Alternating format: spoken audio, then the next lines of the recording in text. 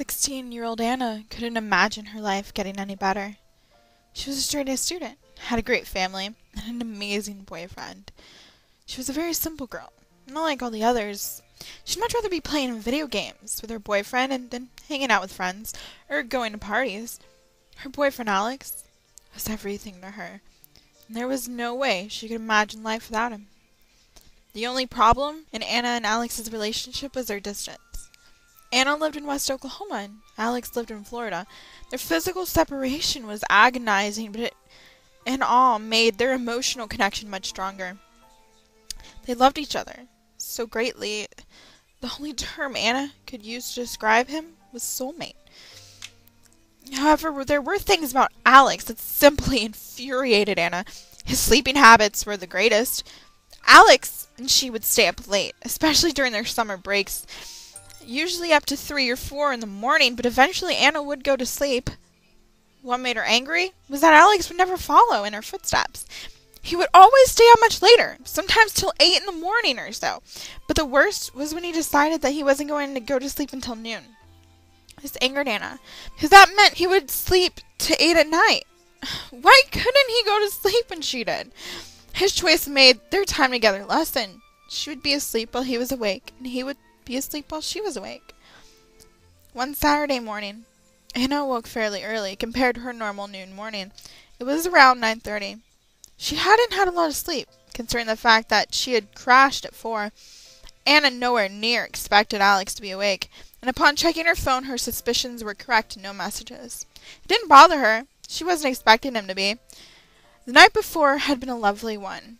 After hours of gaming followed by hours of lying in bed, Skyping the night away had truly been fulfilling.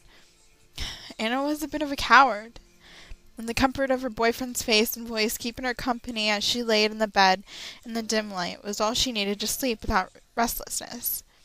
The two lovers had decided that after Anna fell asleep, Alex would end the chat so that her phone would kick back to Skype homepage and her phone would lock and get a good night's rest along with her. Anna does her morning routine and has some breakfast before she checks her Skype history. It reads that the chat was ended at 6 in the morning. Alex must have fallen asleep for a while before ending the chat.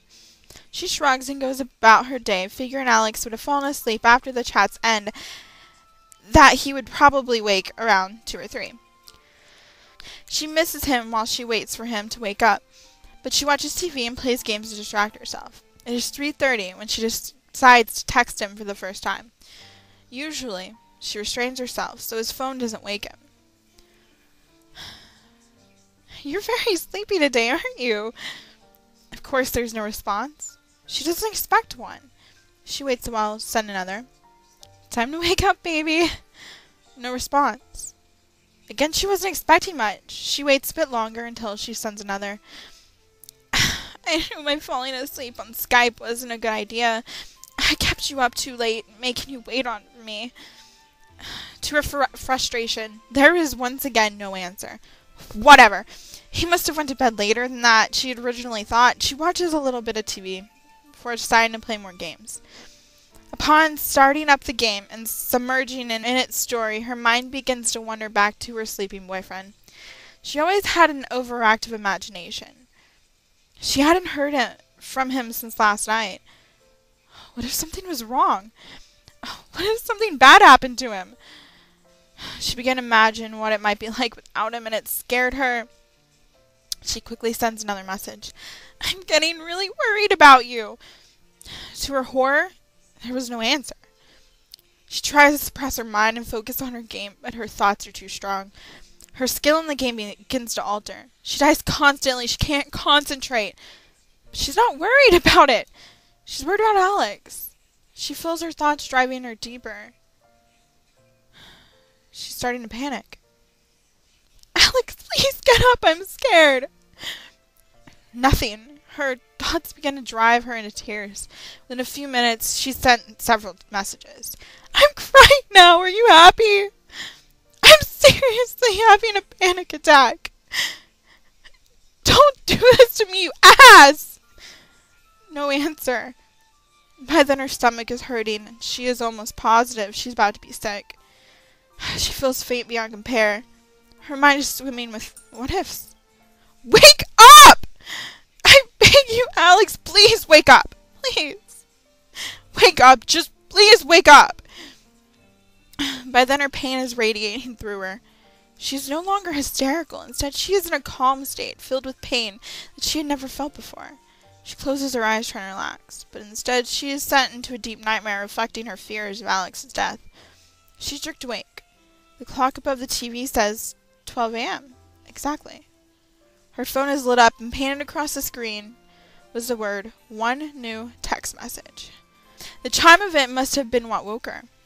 "Thank the Lord," she whispers frantically, as she picks up the phone and quickly looks at the message.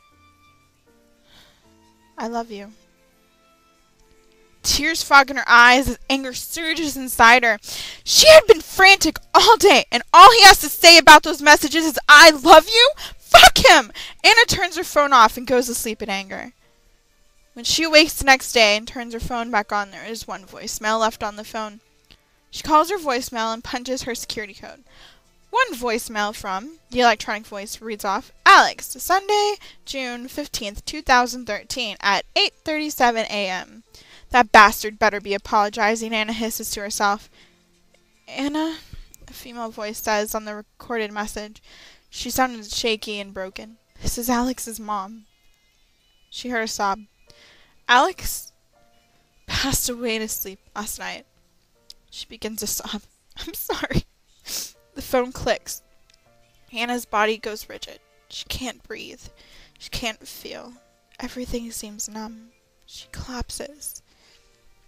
An autopsy of Alex's body shows that the cause of death was a brain hemorrhage that caused him to slip into a coma shortly after he had went to sleep at 7 in the morning. He stayed in the coma, looking as if he was sleeping, until 11:58 p.m. when his body gave out, his brain shut down, and he peacefully slipped away.